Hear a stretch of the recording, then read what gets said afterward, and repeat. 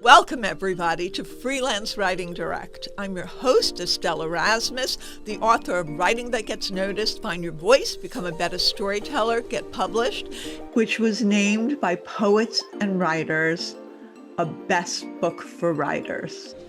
Every week, I speak with novelists, with authors, with writers of every niche to talk about their tips, their tricks, their strategies, and how the sauce is made, including creative advice. I'll talk about essays and articles and share my own experience from 3 decades of publishing. So join me every week and grow your business and build your craft with Freelance Writing Direct. And don't forget to subscribe, rate, and review on iTunes. And follow along on Substack, where I share special clips for subscribers only at estelleserasmus.substack.com. Welcome, everybody, to this episode of Freelance Writing Direct. I'm your host, Estelle Erasmus, and today I am so excited to have Chloe Caldwell with us. And this is her latest book, Trying, and we're going to get all into it. And I want to just tell you a little bit about Chloe. She is the author of the novella Women, the memoir The Red Zone, and the essay collections I'll Tell You in Person and Legs Get Led Astray. Her essays have appeared in the New York Times, Vogue, Bon Appetit, The Cut, MSNBC, Autostraddle, Long Reads, and Nylon, and in anthologies, including Goodbye to All That, Writers on Loving and Leaving New York, which was edited by Sari Bunn, who's been a guest on my program as well. And Without a Net, the female experience of growing up working class, and Sluts. She offers writing support at scrappyliterary.com and lives in Hudson, New York.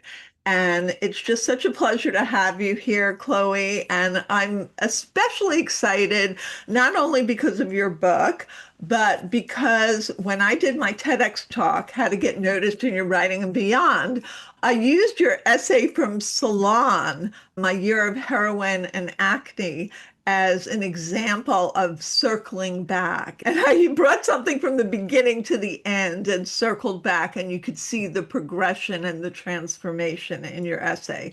And it's such a brilliant example, and I was so excited to be able to use it and reference you. And now that you know about it. Oh, thank you so much. I'm such a fan of that talk. I tell students about how to get noticed in your writing, but I feel like having a TED Talk kind of validates what I say. I'm like, well, here's a TED Talk about it. So that's so touching. And that essay was written so long ago. I think it was 2012 or 13. And so it's just really nice that you noticed it. And I ended up having that essay in one of my books too. My friend calls it the gift that keeps on giving, that essay. And I've been using it in my teaching for a long time. And I want to talk to you about trying because my daughter is 16 now, but I went through a period and I had like midlife, they call it geriatric pregnancy. I Oh, went through all the medical interventions as well. And so this really resonated for me in so many ways. This is my 20-year marriage, so we're different in that respect. But I mean, this is just a masterpiece in form. I recently did a webinar for Writer's Digest on the different structures of memoir. And so it was linear, it was mosaic, it was braided, and it was the hybrid kind of experimental where people use lists and poems and little vignettes. And I would say this is a little combination of mosaic and the experimental, because you definitely use forms and lists and, celebrities who got divorced, celebrities who turned queer, all these things, which is wonderful.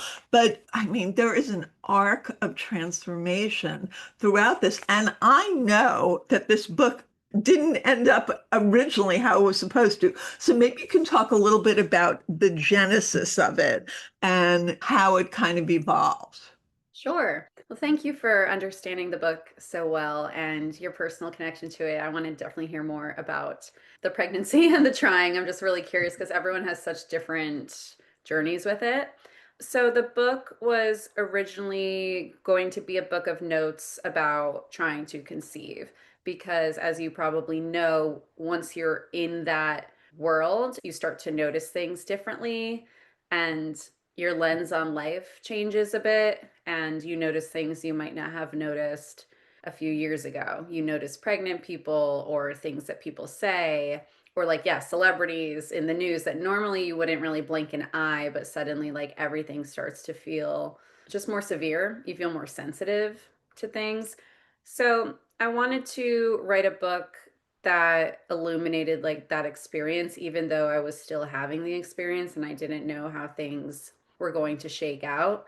I wanted to capture that time because, as you also know, that time is fleeting. So I knew if I sat down to write this like a decade later, I wouldn't be in the same space. I would probably forget how awful it felt at the time. And so I wanted to capture that. I like doing that in my writing in general. I did it with my book Women, also like a really raw breakup, and kind of doing the thing of like, well, what does the book look like if you don't have perspective yet? Because it can make books really emotionally charged. And a lot of times in memoir, we're told, wait until you have perspective. But that makes a totally different book. It's not better or worse, but it is different. So it's going to be a collection of fragments, notes, a lot of white space, like every page, a different vignette, an anecdote. And a few months after I sold the book, but I had been working on the book for 2 years. But then after I sold it, my life ended up really changing pretty much overnight with my ex partner, my ex husband. So then I was like, uh oh, so what is the book now? If I'm not trying to get pregnant with this person, what does trying look like? If you're single, if you're queer, if you're dating, if you're looking at your options, really, because you don't stop trying just because a relationship stops. It just kind of expands. So there were a lot of conversations with my editor of like, what is this book now? Is it going to be a divorce book? Is it still the book you want to write? Or do we keep all of this out of it? So it was pretty complicated. I've written a lot of books and a lot of nonfiction. This has never happened to me before. And my editor said it's never happened to her on one of her books. So we figured it out. I kept kind of sending her new work, and over time, we structured it into Act One, Act Two, and Act Three. And we talk about it now, like, because capturing the infertility world, your world gets kind of small because you're just thinking of, like, when was my last period? When is ovulation? What time do I have to take this pill or this injection? What time am I going to the clinic? So your world shrinks. And then once I got out of that world, kind of accidentally, it served me. Like I felt a lot better. And so then the writing, I think, kind of opens up and maybe gets a little more experimental and a little more free. And that wasn't even on purpose, it's just what happened. So it's kind of like the book is mimicking life, right? Like the book is mimicking how I felt. But yeah, it was really interesting to kind of like write it as it was unfolding, and like how do you create a narrative when you don't know the end? Wow. So you did 3 acts, right? And so did you imagine as like a show, this, I mean, it's not a show, but it's like, the first part is really the whole thing of the trying, and that the psychology, I think, is the first part of like what you're feeling when you're seeing pregnant women and, so much else. But then the second part, you really get deep into the medical interventions, the egg retrieval, I mean, I know all of that, and the blood work and the, constant testing and procedures. And you don't really talk about your marriage that much until Act Three, where it's, the revelation of what has been happening and why it's very clear that you need to exit the relationship. And then your own revelations about your sexuality and experiences. And so there's a real arc to this whole story. And I know you didn't plan it in the beginning. And you also weave in 3 threads. It's retail, And you have a through line of like pants that change your life. And I mean, it's brilliant how you kind of do different little segments of that and tie it into your life. I mean, it's true craft what you're doing with that. Writing is another thread tied in with the trying and the psychology, aspects and the body aspects and all that. Each of these pieces, like you read it and you go, oh, okay, I get a little glimpse. I think one way to start showing a little bit of the evolution of the book is if you wouldn't mind reading page 5. This is the opening page. So, Act One. On a winter morning, my friend's kid hears me telling my friend about all the sticks I pee on. You pee on sticks? They are ovulation and pregnancy test sticks, but she is imagining me in the woods, like a dog. This is new. I run from pregnant people. When I see a pregnant person, I duck, turn around. A glimpse of a stroller makes my body rotate away. It's powerful, and I totally can relate because I'll just talk a little bit about my personal. I mean, my daughter's 16 now, but when I was trying, I became like a recluse. I Mm, did not discuss it with anyone but my husband and my immediate family. Even like my closest friends didn't really even know. I just kept it to myself. yeah, I think my life got really small too at the time, which is why I was writing a lot of these fragments down.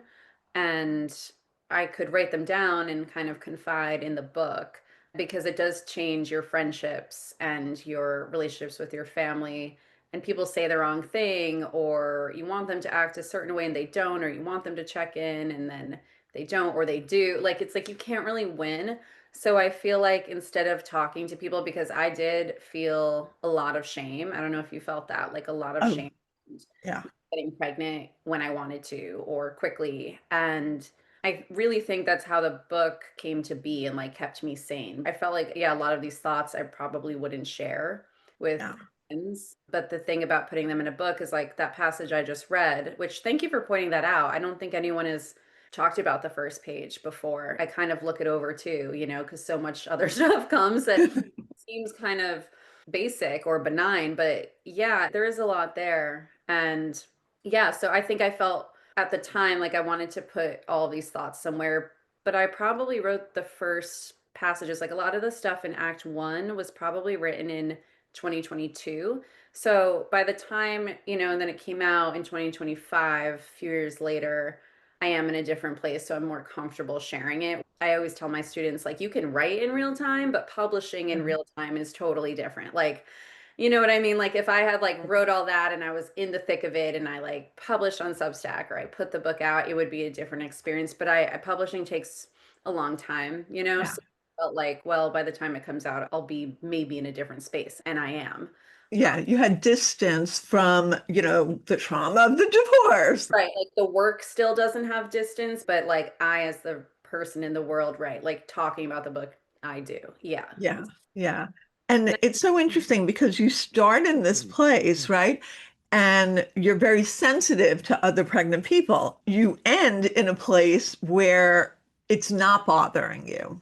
You're changing your routine even. You used to go to this food store, right? That was near the fertility place. Yeah. And things aren't bothering you like they did before. And it just shows your evolution from the first page to where you are at the end. You're picking up on totally different things, and I think it's because you went through the experience because I didn't even do that super on purpose. Like I didn't purposely say like, "Oh, now let me show the readers that I'm in a different place," or this. It happened really organically. Like it's subtle, but you're Yeah. picking up on it. But yeah, I do remember like sometime when I was finishing up the book 2024, 2023, just feeling like, "Oh, I did get through that in an unconventional way." But yeah, it's like I could go to a baby shower now. It really is a different time. And yeah, it's just really interesting. Yeah, and there was a song that I used to think of. I'm trying to think what it was.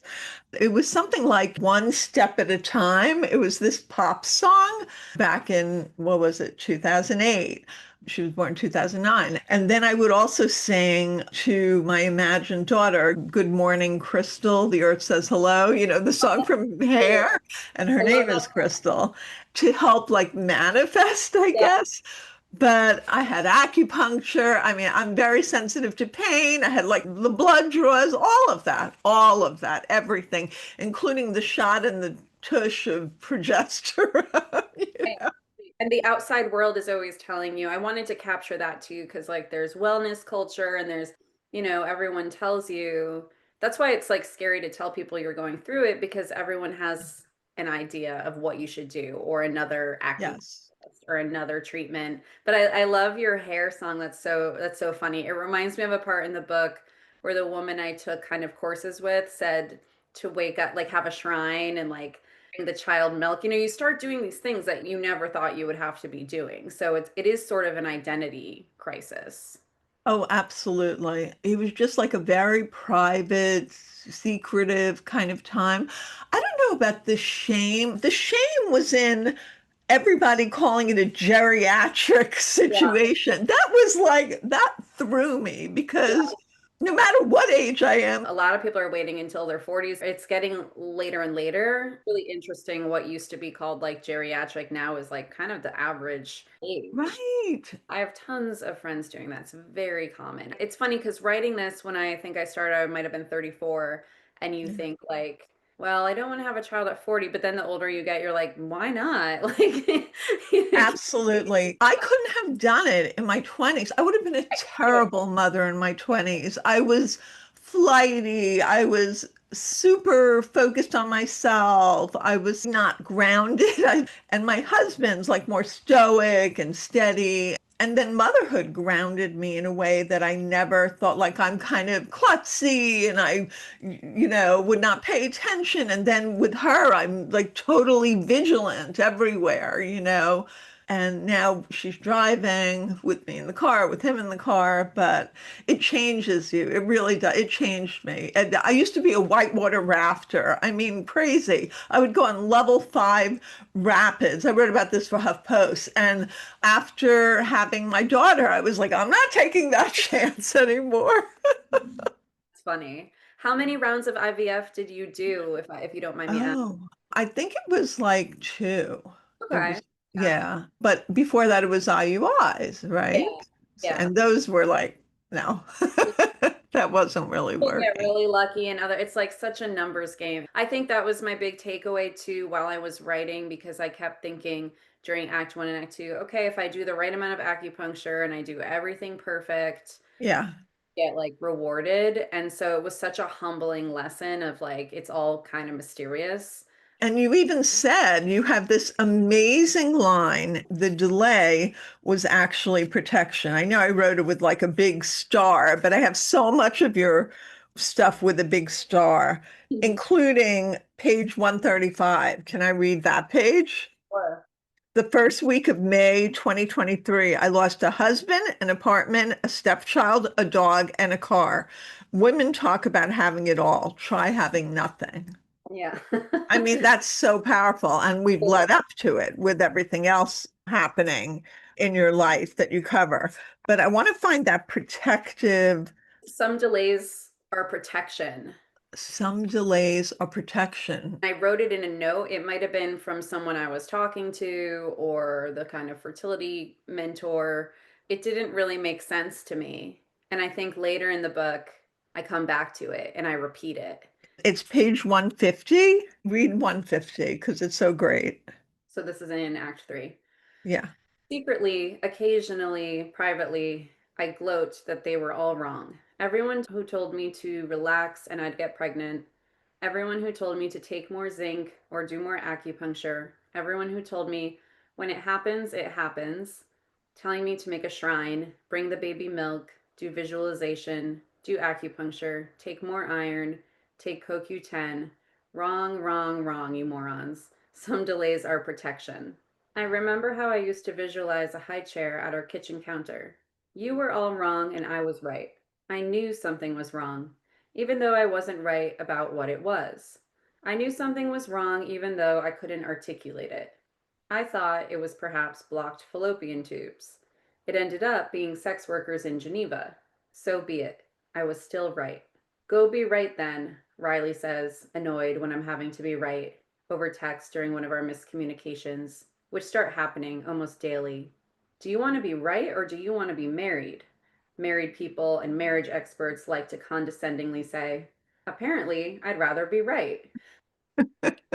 I'm glad you think that that's funny because I remember like writing that stuff and I was like, this is funny. I think it is. And it reveals something about you. Can you say what it reveals? Oh God, what do you mean? So, do you want to be right or do you want to be married? You had all these inklings that something was wrong. Yeah, it's so much intuition of the body. Yeah. I And think it was almost you didn't trust it. What was it that made you not trust it? yeah, I think we kind of gaslight ourselves and we take a lot of self-blame and the culture around I was in a I think pretty tough position because the culture and doctors also blame you for not getting pregnant. No, they don't say that outright, but to your point about age or they'll say, "Well, you're 38," and so you're getting all of this negative feedback and these kind of things that like it's your fault, even if they're not saying that bluntly, they're implying it. You start to internalize that, like as a woman, of, well, everyone else got pregnant around me without IVF. Yeah.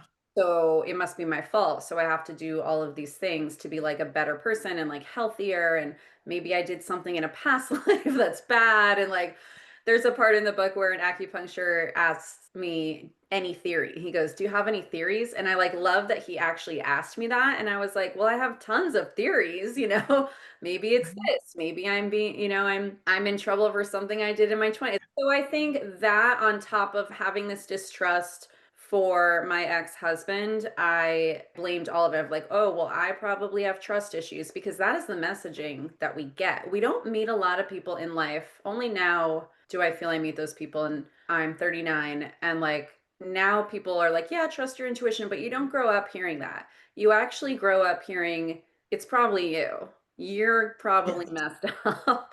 There was a lot of feeling, what is it with you that this isn't working? I And shame myself for not starting earlier. I'm like, oh, what if I had started at 30 instead of 35? That's just what we do. It's like human yeah, nature to spiral. And yeah, it doesn't help going to the fertility clinic where it's just a kind of negative place. And that too says if you do the right thing and you take the right meds, we promise you'll get pregnant. And some people don't. I was working in a job in medical education that it wasn't taxing. It was like more like managing, but it was still working with words, but in a different way as a medical editor.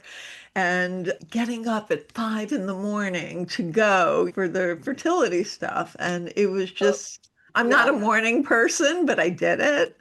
I remember those days where it would be like 9 a.m. and I'd be like, wow, I already drove to the clinic, went to the grocery store, did a blood test, did this, did an IUI, and it's like 9 a.m. And you're just like, you kind of feel like you're living a double life in a weird way because you're like in It, your life, but then especially you, because you said you didn't share with people. So, I did not. yeah. I did not. It was like our little secret.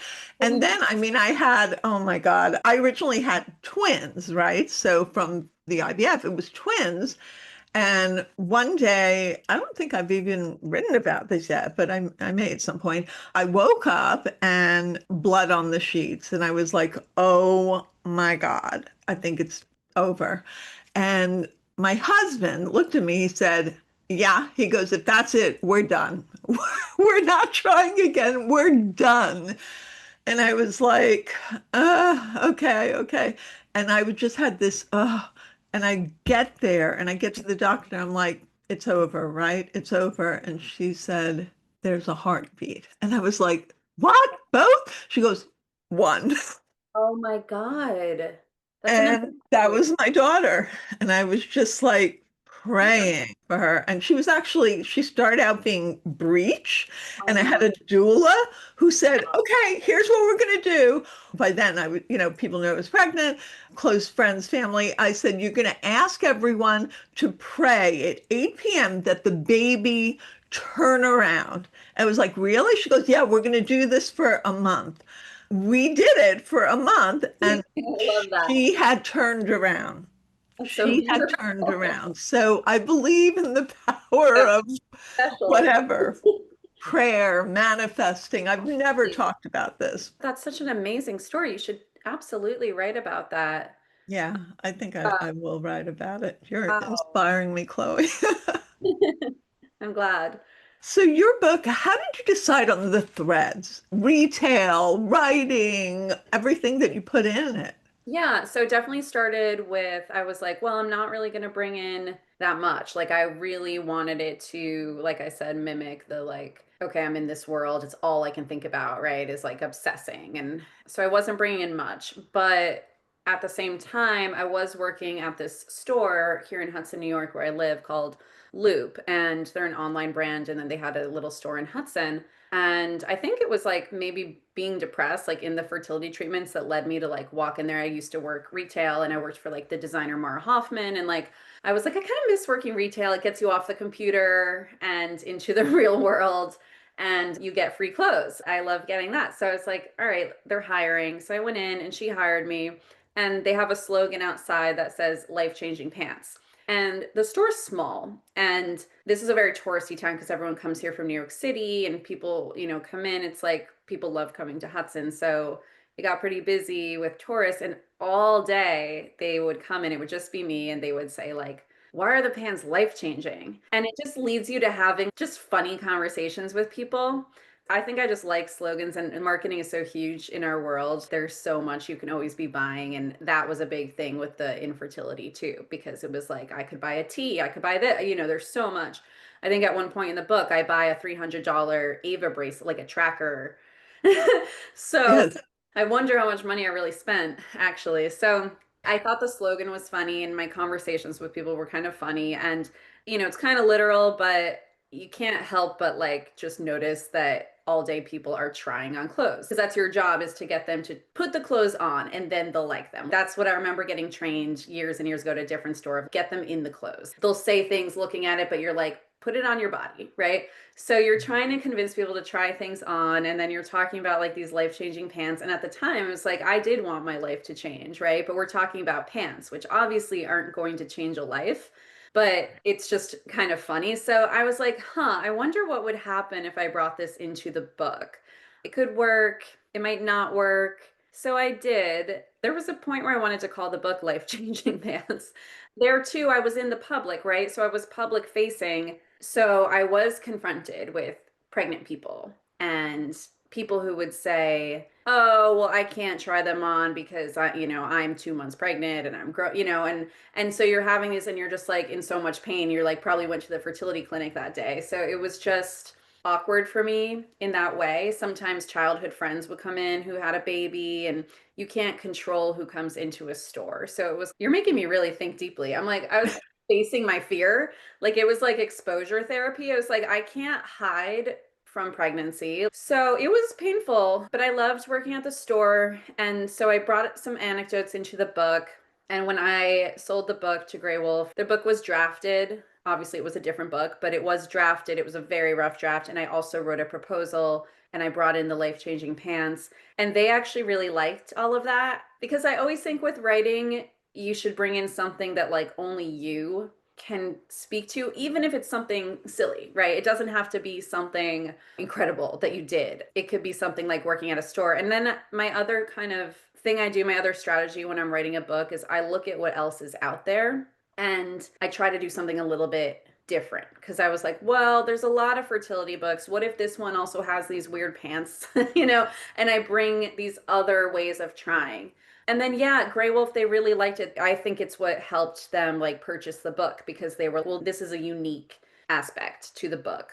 I brought writing in because I'm always teaching and students, so it's always on my mind. There is a lot in common with trying to get pregnant because I'm always on one-on-ones with students and they're like, I've been doing this for 3 years, 10 years, and I don't know if I'm ever going to have a book.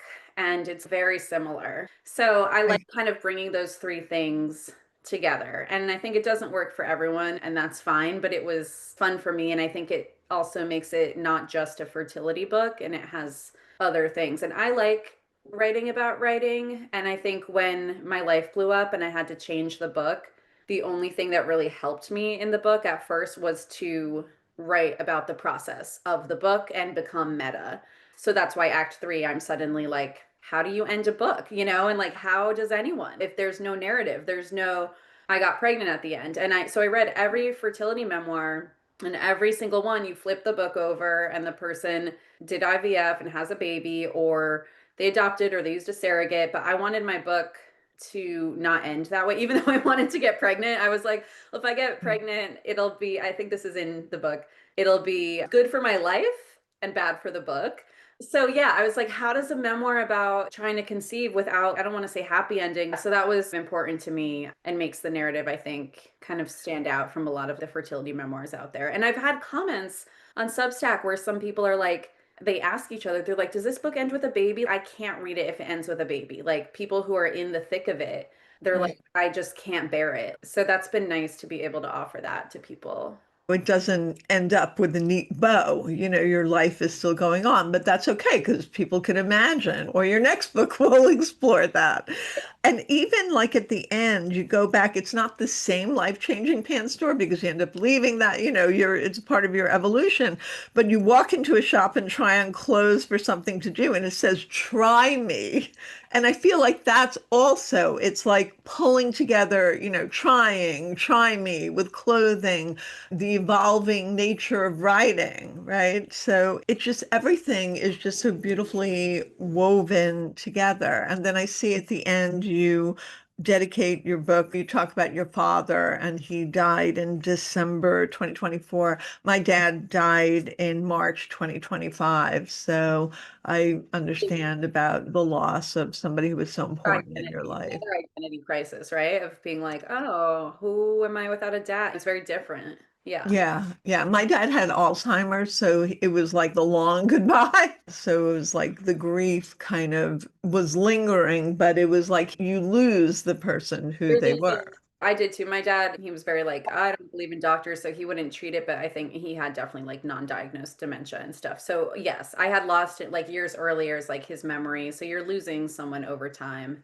What's helpful was I had written the stuff about my dad in the book when he was alive. So I thought that was pretty cool. I'm glad that he like lives on the And page. he was really supportive of you, like whatever you were doing. And I love that he said something, whatever you do, you get really good at. So if Yeah. you're looking at your phone all the time, you get really good at looking at your phone. I'm like, that's a perfect dad comment. And it's just so inspirational. My dad once said to me, Estelle, there's always going to be someone prettier, smarter, more successful, wealthier. He said, just be the best you can be. So true. That's all you can do. So I love the dad advice that's imbued in there. Let's talk a little bit about, I mean, you made not just the transformation from writing the book and the evolving of the book, the evolving of you.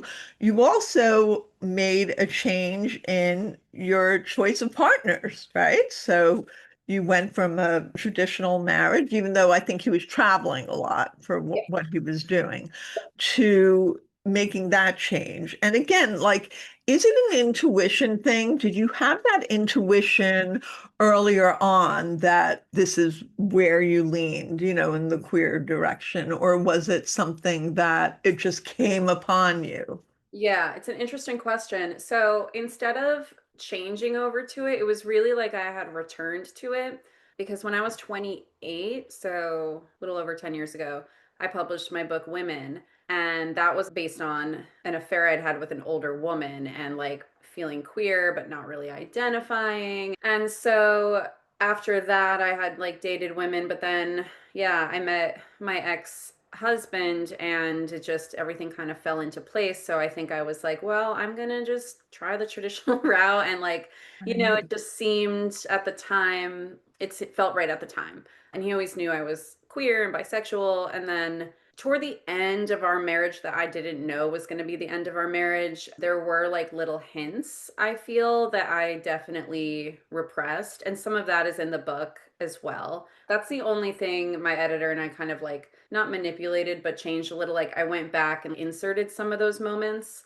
Yeah, once we split up, I suddenly, I don't know if you've ever had a relationship like this where when you get out of it, you don't feel really sad, like you feel better. So you're like, wow, what was wrong with that relationship? And of course I had grief and rage, and of course it was a total mess, but I also felt better. Like I would wake up and feel Yes. better, and I It was, wasn't weighing you down like it yeah, had yeah, it's before. like Yeah. Nelson energy. You're just like, oh my God, like I'm free. I can do what I want. Like I can, wow, do anything and not have to check or anyone else's clutter or schedule. Or it kind of just felt, and I put this in the book of like get out of jail free. Like, because a lot of Yes. women, it's like takes years and years and years to divorce, and the cars and the You said something about daycare, right? For why it was like, what did you? to a spa, and I went to a spa and there was a sign again with the slogans that I love. There was like a sign that said like we're wife daycare, like drop off your wife. And I was like, that is so weird. So yeah, I make a joke of like I'm out of wife daycare. I um, love that. There's a lot of humor in the book. yeah, I mean, you wouldn't think of it, but there is. I think when you're in a lot of like grief and like kind of this raw emotion, it's the same when someone dies. It was kind of like when my dad died, the same. You're actually so raw that you're kind of funny because you don't have the social skills as much anymore to lie and say, yeah, I'm doing Yeah. great. How are you? You're kind of just totally unfiltered. So I think Yeah. that's what happened after the divorce, which is why there's some funny lines in it. Yes. I want to mention a couple of things. One thing is you do like dialogue. You put different words that people say, like when I lose 10 pounds, I'll come back for them. I look too slutty. Do I have camel toe? So you use dialogue.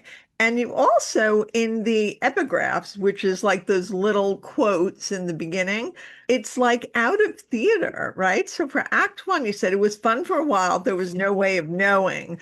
And that's from Roxy Music more than this. That's why I asked in the beginning, like, did you see it as like kind of a production in a way, like the acts, the three Wow. acts?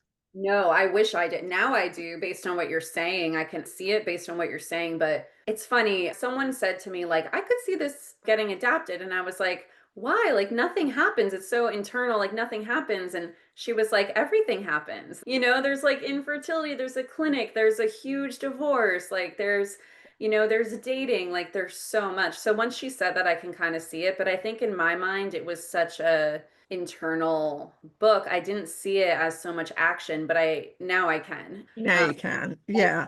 And you used a lot of pop culture moments, like you mentioned Friends and you mentioned movies. And I thought that was really interesting. What was your decision on doing that? And were you worried about doing that? well, I watched a lot of TV, I feel, and it is interesting to see how fertility stuff and infertility is kind of what I grew up with. So it's like you didn't see that much of it on television, and when you did, they would kind of like miraculously get pregnant. And I feel like that got into my brain. So then when I didn't get pregnant easily, I was like, what? Like all the TV and movies said that I would. So I started reflecting on some of those movies and television. I started asking myself, like, did I ever see infertility on television? And then I realized, well, yeah, there's some things in Friends.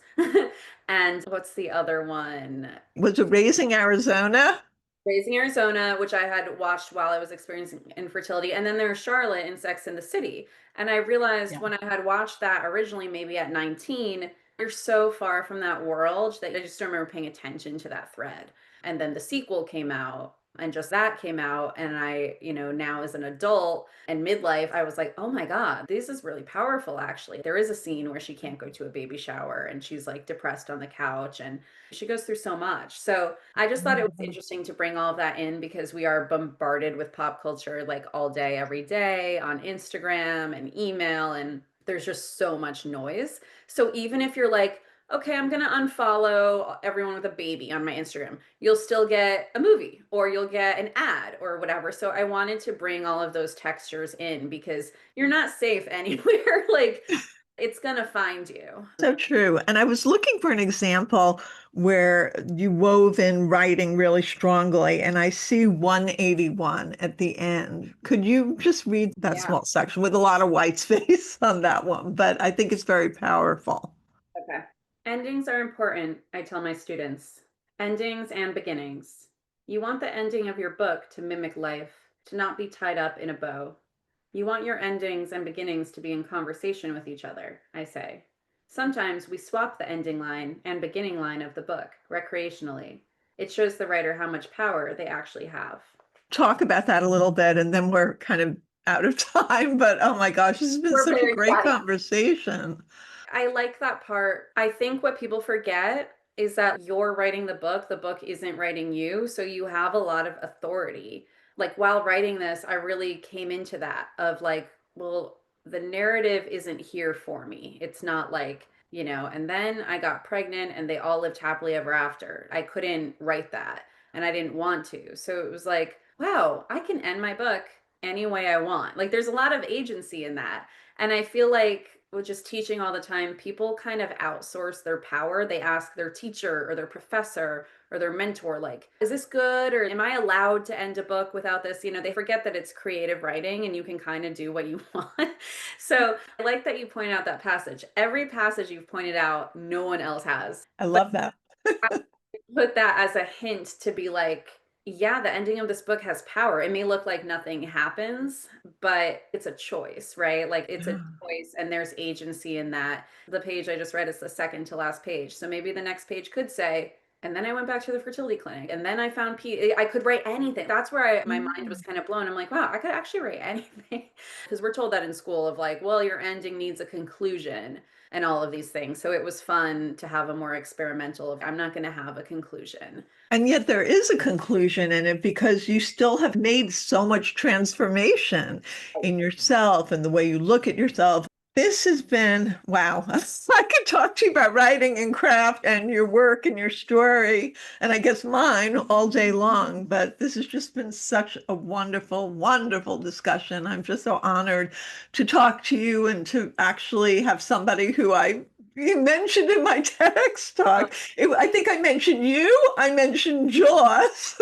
Yeah, it's so funny, like what we end up, it's like the pop culture thing. Like, how did that end up in your TED Talk? So, yeah, I'm such a big fan, and your questions were amazing. You have me really thinking about things. Like, thank you for your attention to the book. Thank you. I'm so thrilled that we got a chance to talk and meet. What's next for you? Been working on a novel for the past 2 years, so we'll see. Hopefully, I can get that going on submission and maybe sell it in the next year. I would love to sell it in 2026, but I don't want to jinx it. But yeah. Of course not. Wonderful. Thank you so much. Thanks, Estelle. Follow me at EstelleSErasmus.com on my website and on social media, which is Instagram, TikTok, and Twitter at Estelle S. Erasmus. And we're now on YouTube for Freelance Writing Direct. Follow along, and soon everyone will be reading what you're writing.